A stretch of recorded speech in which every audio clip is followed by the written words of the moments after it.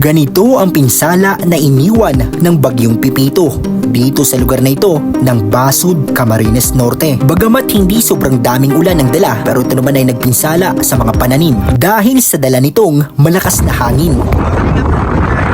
Ito ay kakatapos lang po or kakadaan lang ng bagyong Pipito. Ito yung ilog dito sa Basud sa Camarines Norte. Dito po kami ngayon at kita-kita po na tuloy-tuloy po yung pag-agos ng tubig. Makikita na tuloy-tuloy ang pag-agos ng tubig dito sa Basud Bridge patungo sa Mangkamangong Road. At hanggang sa kasalukuyan ay wala pa ring daloy ng kuryente sa iba't ibang barangay dito sa Basud, Camarines Norte at maging sa ilang bayan at barangay sa lalawigan. Bagamat hindi katulad ng bagyong Christine na maraming pag-ulan na nagresulta ng pagbaha, ito naman po ay nagresulta ng mga pinsala, lalong-lalo na sa ating agrikultura. At ito, tingnan natin yung mga yung mga na-damage na mga pananim dito sa madadaanan natin. Kasama natin si Kuya Ninyo doon sa dahil tayo may binili sa labas. Ganito po yung iniwan na pinsala. Yan, makikita nyo po.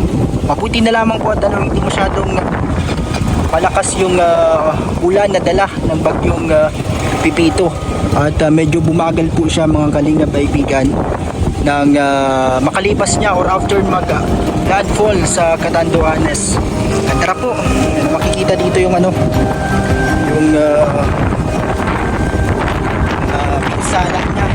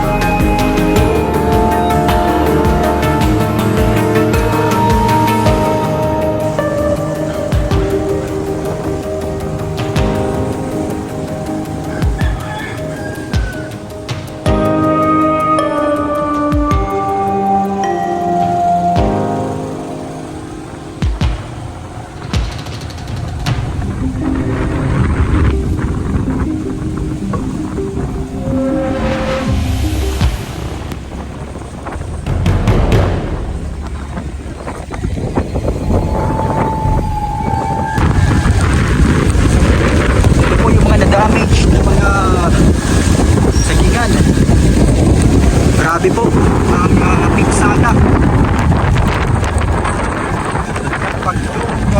Pipito. Pati yung mga sanga, yung mga puno, nagkaturumba.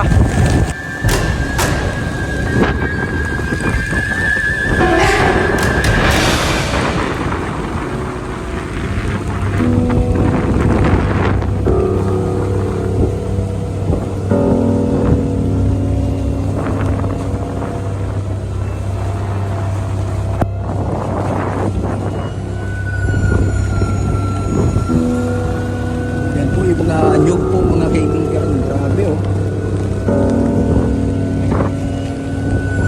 kasi mga palapa ng nyog nagkukurulog na po dito.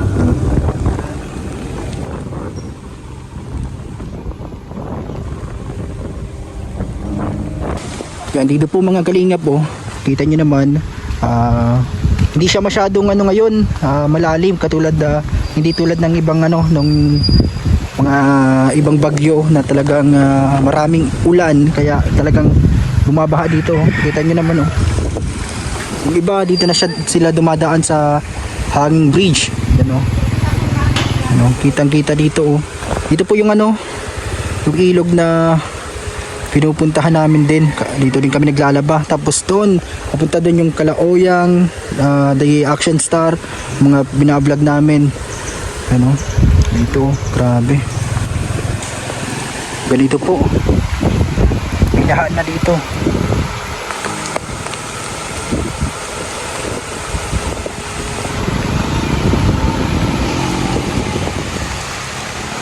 Yan, buti na lang may hanging bridge dyan na dinadaanan. Pwede diyan maglakad o kaya yung motor. Pero yung mga sasakyan ho, katulad ng mga tricycle, mga kotse, jeep or truck, hindi makadaan. Pero ito, mabuti at hindi siya masyadong ano, kaso malakas pa rin yung agos ng ano, ng tubig, mga kalingap. Ano, dito po 'yan. Kakatapos lang po na dumaan yung bagyong Pipito. Pero maraming mga napinsala na mga puno, grabe oh. Yung mga sagingan doon sa nadaanan namin. Ano, ito po, grabe. Kuha pa rin po dito sa lugar na to. Ano, hindi makadaan sa sobrang baha po. Grabe. Kaya yung iba dito po dumadaan sa ano, sa may hanging bridge. Diyan sa taas na yan, diyan sa may tulay, diyan sila dumadaan. Mga ibang taga doon sa may unahan. Grabe po. Kaya dito po sila dumadaan, ano. Papunta doon para makatawid yung mga bahay doon sa unahan. Talagang nabaha po dito sa part na to. Ano?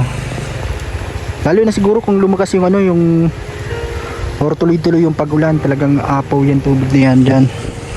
Ito, nagkaarana na yung mga dahon, mga sanga. Yan. At pati dito, minsan inaabot dito sa may ano, lugar ng school. Sa sobrang ulan po. Kaya nabaha. Ito, pati yung saging natumba na. Dahil sa bagyo po na Pipito. Ano, grabe. Ano, napinsala yung mga ibang mga tanim dito. Yung mga nyug siguro nagkahurulog na, lalo na yung mga may tanim na nyug dun sa may bundok. Ano. Tara po, pauwi na tayo. Yan, kumusta po sa inyong mga lugar? Ano bang mga napinsala sa inyong mga lugar, mga kaibigan? Dito po, bumabaha dito kapag sobrang lakas ng ulan. Dito sa may part na to. Kasi nasa may mababa po siya na part. Dito sa may elementary, San Jose Elementary School, dito po sa San Jose Pasig. Medyo may mga tubig pa rin dito.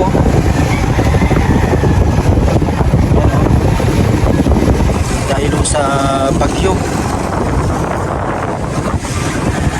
Ito po yung ano, papunta sa bahay. Ito, nagkatrumba na yung mga ibang mga tanim dito. Yung iba mga kalinga, naglikas sila. Naglikas, nagpunta sa evacuation center sa may ano, sa may center sa sentro. Sa bahay po namin papunta dito sa looban.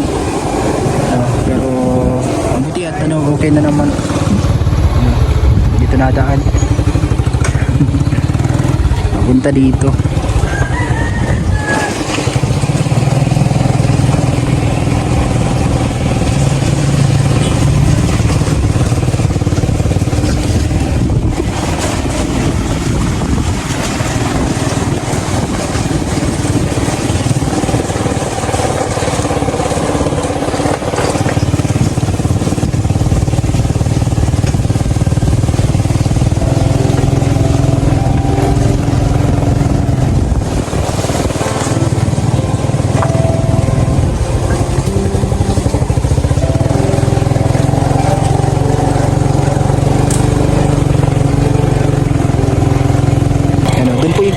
Tinataniman nila Mama Susan, ng lola at lola ni Daniela. Yan po, grabe oh.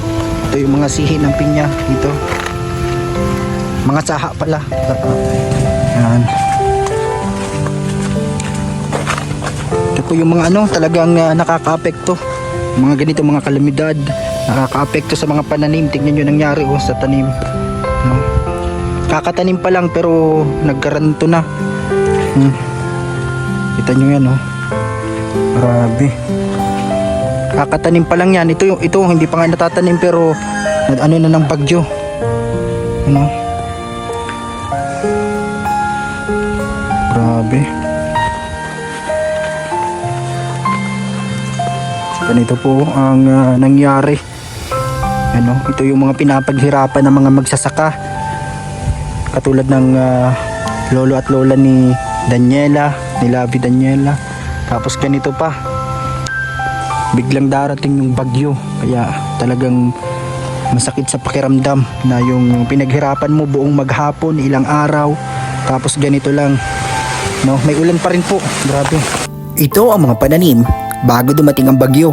Kakatanim lang, ilang araw at maghapong pinagtrabahuhan para maitanim. Pero sa isang iglap, dahil sa bagyong Pipito, na-damage ang mga pananim. Ganyan ang mga problemang kadalasang nararanasan ng mga magsasaka.